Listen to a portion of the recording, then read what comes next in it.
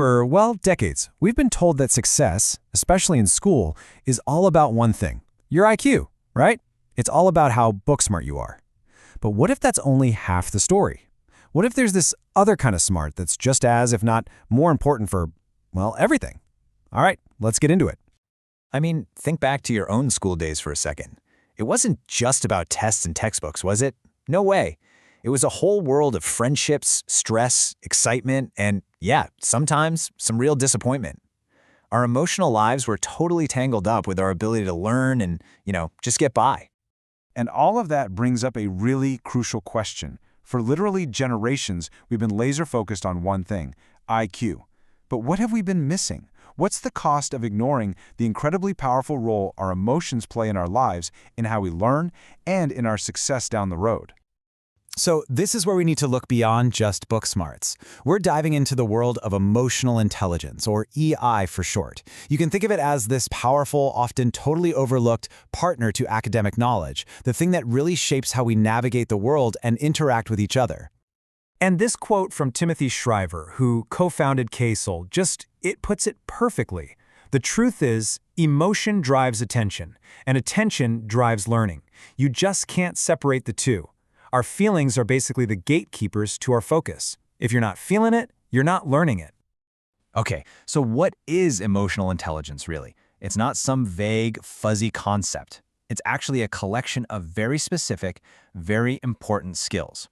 Let's break down the 5 core skills that are the absolute foundation of EI. So yeah, the best way to think about emotional intelligence is through this framework of 5 core skills.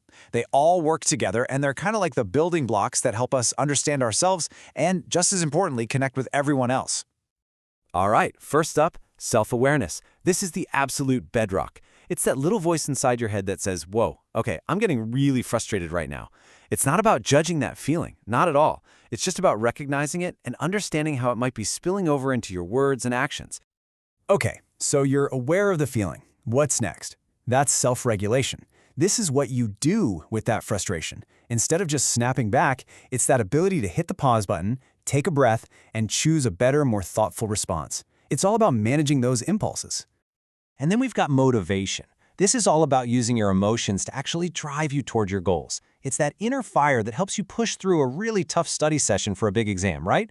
You're not focused on the short-term pain of studying, you're driven by that long-term goal of acing the test. Next up is a big one, empathy. This is where we shift the focus from ourselves to other people. And look, this is so much more than just feeling sorry for someone. It's the skill of genuinely trying to understand their perspective, their feelings, even when you don't agree. It's the absolute core of human connection. And finally, we have social skills. This is where you put all those other skills, the self-awareness, the regulation, the empathy, into action. It's about using them to communicate clearly, build solid relationships, and work well with others. It's how you bring it all out into the world. Okay, so now we know what EI is. But why does it matter? What's the real-world impact here? Well, it turns out the evidence is pretty staggering. Let's just start with this one number, 11 to 1. Get this. Research shows that for every single dollar a school invests in social and emotional learning programs, society gets an $11 return on that investment. That is an absolutely massive ROI, and it comes from things like lower dropout rates and better long-term outcomes. And this is a really important point. This isn't just some feel-good stuff. It has a direct impact on academics. In fact, studies have found that self-discipline, which is a huge part of EI, can actually be a stronger predictor of how well a student does in school than their IQ. But honestly, the impact goes way beyond just grades. The true power of emotional intelligence might be in how it affects a student's mental health and just their overall well-being. Check this out. A huge study of college students found that one of the most powerful predictors of things like depression and anxiety wasn't their grades or their course load. It was the feeling of being rejected, that painful feeling of not belonging. It's something we can all relate to, and its impact is massive. And here's where it all connects. That same study found that students with higher emotional intelligence, well, they reported a greater sense of belonging.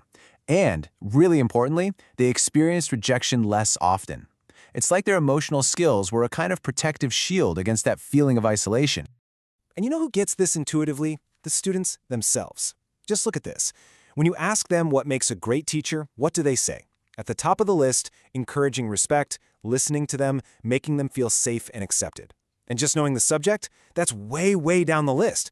It's crystal clear. Students value their teachers' emotional intelligence. Okay, so here's the really great news in all of this. Emotional intelligence isn't something you're just born with, like your eye color. It's not fixed. It's a set of skills. And that means it can be taught, it can be practiced, and it can be developed, both at school and at home. And it really does start at home. That parent-child relationship, that's our first ever classroom for emotions. It's where we learn the absolute basics of understanding our own feelings and figuring out how other people respond to them. So, what does that support actually look like in practice? Well, the research points to a few key things. It's about showing compassion, it's about accepting a child's feelings without judgment, even the messy ones, and it's about responsive listening, which just means truly hearing them out. Of course, schools can play an absolutely huge role too, and this means being intentional about it, weaving social-emotional learning right into the curriculum, training teachers so they can model these skills, and really building a school-wide culture of respect, and of course teaming up with parents to make sure everyone's on the same page.